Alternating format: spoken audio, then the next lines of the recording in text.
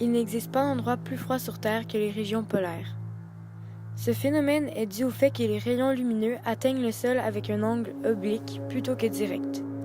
Ces rayons fournissent donc moins de chaleur que dans les autres régions du globe. Dû à ce grand froid, la neige qui tombe au pôle ne fond pratiquement jamais. C'est ce qui fait qu'au fil des ans, les glaciers se forment. Il faut savoir qu'on retrouve ces glaciers seulement sur la Terre. Ils se forment à la suite d'une accumulation de neige qui peut prendre plusieurs années. Les couches inférieures ayant moins d'oxygène se changent graduellement en glace, puis la gravité fait glisser cette masse vers la mer. Contrairement aux glaciers, les banquis sont à l'origine de petits cristaux qui se créent sur la mer et qui s'agglomèrent afin de former une couche de glace. Elles peuvent atteindre une hauteur de 2 ou 3 mètres. Une fois s'être détachés d'un glacier, les icebergs, ces blocs de glace d'eau douce, dérivent sur un plan d'eau. Étonnamment, 90% du volume d'un iceberg se retrouve sous l'eau. L'exploration des glaciers date du 19e siècle. Par contre, les technologies de l'époque ne permettaient pas aux chercheurs d'obtenir des données bien précises. Vers la fin de la guerre froide, les chercheurs ont eu accès aux mesures faites par les marines américaines et soviétiques concernant les glaciers. En comparant ces données à celles d'aujourd'hui, on constate que l'épaisseur moyenne de la glace arctique en été a diminué de 40% depuis 1950 et son étendue de 10 à 15%. De plus, vers la fin de l'été 2007, le rétrécissement des glaces arctiques a dégagé le passage du nord-ouest que les marins recherchaient depuis des siècles.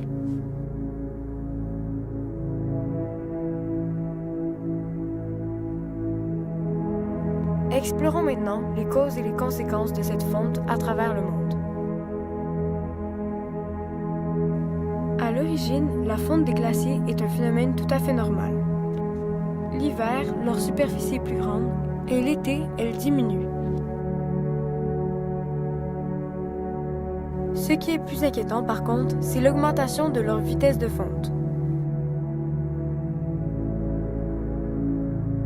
Ils perdent plus d'étendue l'été qu'ils n'en regagnent l'hiver.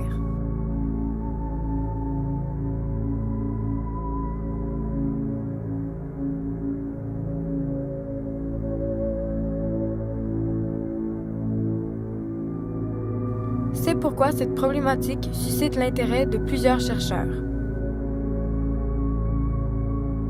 La cause la plus évidente est sans aucun doute l'effet de serre. Ce phénomène tout à fait naturel est dû aux propriétés de certains gaz se trouvant dans l'atmosphère. Sans l'effet de serre, la température moyenne de la Terre, qui est présentement de 15 degrés Celsius, serait plutôt de moins 18 degrés Celsius. Dans ces conditions, des formes de vie organisées ne pourraient probablement pas se développer. Une façon simple d'expérimenter la puissance de l'effet de serre consiste à entrer dans une automobile restée longtemps au soleil. La température élevée, même parfois insupportable, est causée par une propriété particulière que possèdent les vitres de la voiture. Il s'agit de la transparence sélective. En effet, les vitres du véhicule, tout comme les gaz à effet de serre, laissent circuler les rayons de lumière visibles, mais pas les rayons infrarouges. C'est ce qui fait que la température augmente autant. Depuis le début de l'ère industrielle, la concentration de CO2 dans l'atmosphère a augmenté de près de 30%. Il faut savoir qu'une molécule de CO2 peut rester près de 2 siècles dans l'atmosphère. Ce qui veut dire que même si nous réduisons nos émissions de gaz à effet de serre, le climat sera long à réagir.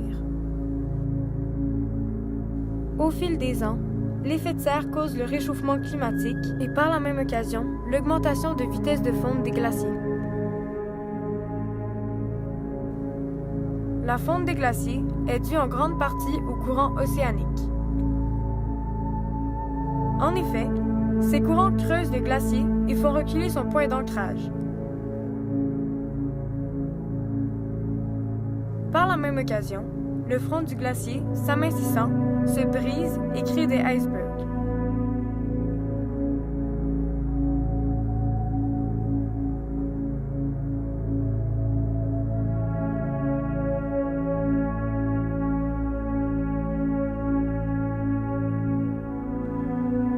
Ce qui cause problème est que ce phénomène est accentué par le réchauffement climatique.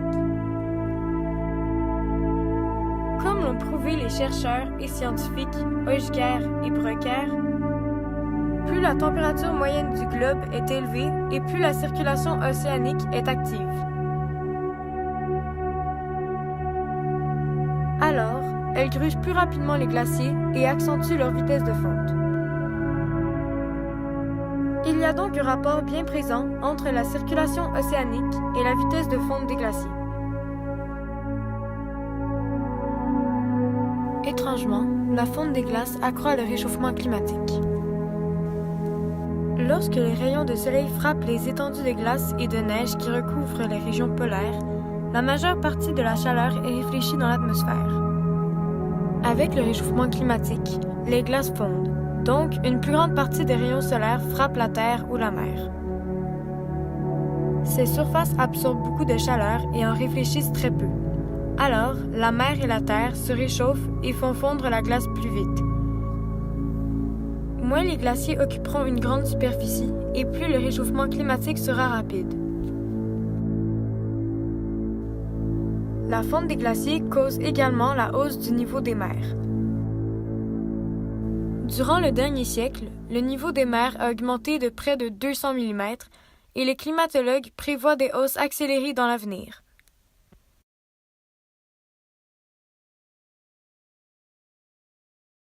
Si tous les glaciers fondaient, le niveau des mers subirait une élévation de 80 mètres. Par contre, cela prendrait des milliers d'années. D'ici 2100, la hausse du niveau des mers sera de près de 500 mm et touchera des milliards de gens tout autour du globe, mais surtout dans les pays les plus démunis.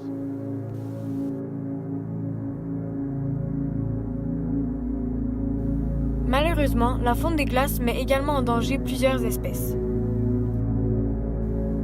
Les krills, de petites crevettes d'eau froide, sont la principale source de nourriture des baleines, des calmars, des manchots et des phoques.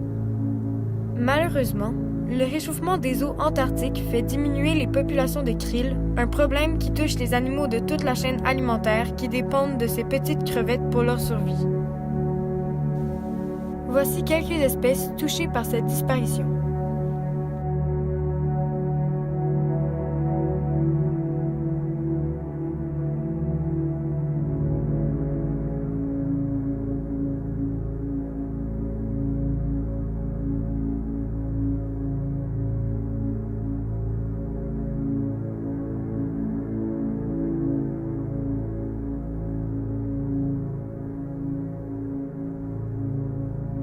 Il n'existe pas de solution propre à la fonte des glaciers.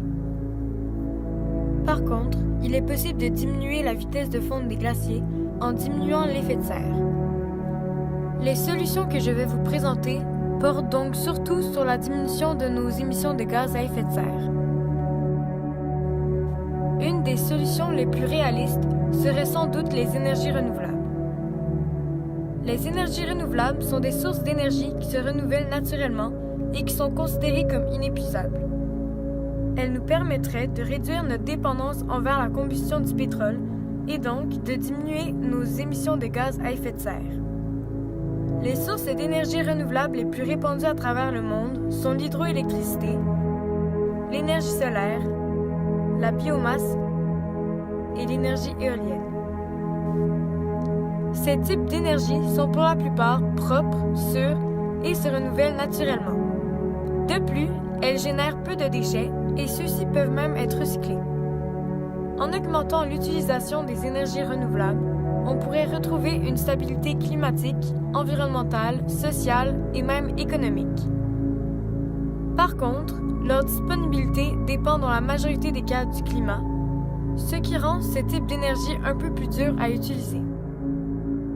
Une autre solution serait d'enfouir le CO2.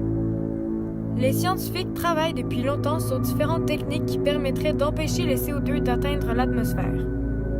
Selon la plupart, il serait possible de capter le dioxyde de carbone provenant des gros émetteurs, raffineries, centrales thermiques, cimenteries, etc., de le séparer des autres gaz et de le diriger vers un lieu qui servirait de stockage.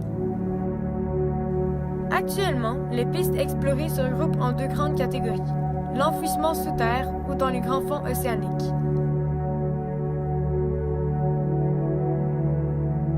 La capture et l'enfouissement du dioxyde de carbone permettraient de réduire considérablement le taux de CO2 présent dans l'atmosphère, ce qui est très avantageux.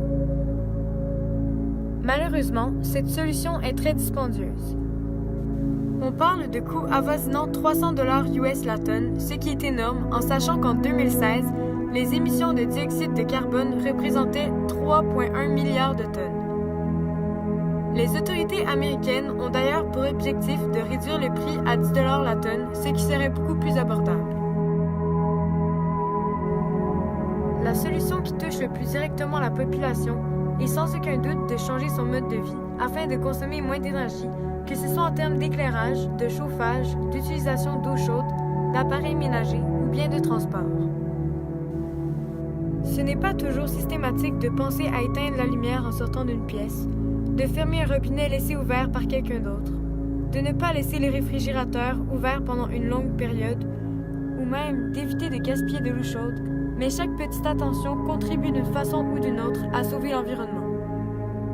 Et vous, quel défi serez-vous prêt à relever? N'hésitez pas à le partager dans les commentaires et n'oubliez pas que c'est avec chaque petit geste que nous rendrons ce monde meilleur.